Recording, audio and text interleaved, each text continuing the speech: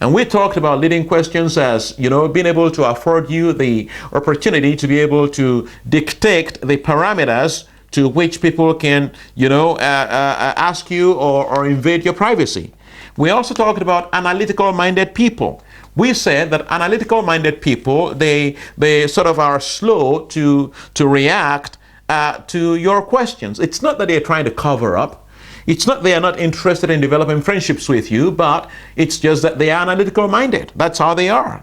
Now, we also said that if your friend keeps rebutting your efforts at you making them open up to you, it may be, just in case I said, it may be that they are not interested in being friends with you. So you've got to decide exactly whether you like to, stay moored or move on.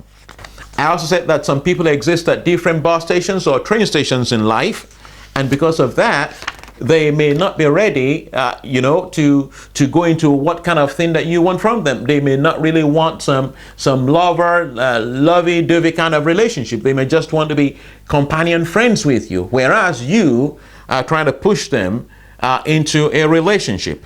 Some other times, someone may really, really want or desire a deeper friendship with you, but they are genuinely too broken to let go of themselves.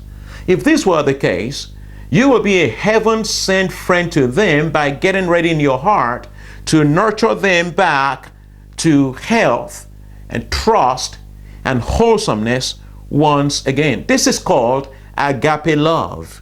Now, additional to your possessing this kind of agape love, you will be very smart to possess tact.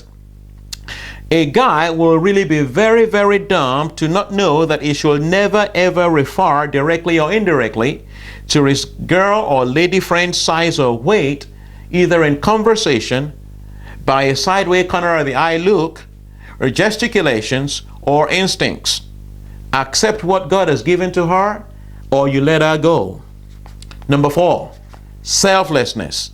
If your friendship is gravitating towards selfishness, you need to roll up your sleeves and know that, hey boy, here we go. We got some homework right here, a portion for me to do. For instance, when a friend begins to place on the other one demands and orders, just like you do at takeaway restaurants, instead of polite requests, it will be time for you to lovingly confront him or her. Point number 5. A friendship or an alliance untested by offenses and hurts simply may not withstand the test of time. Offenses must surely come. The antidote: ready forgiveness.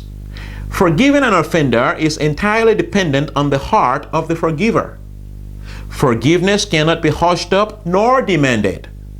There is, however, a liberating feeling that you attain when you freely forgive your offender. Forgive, therefore, today, more often and more often. Point number 6, sensitivity to each other's lacks or need.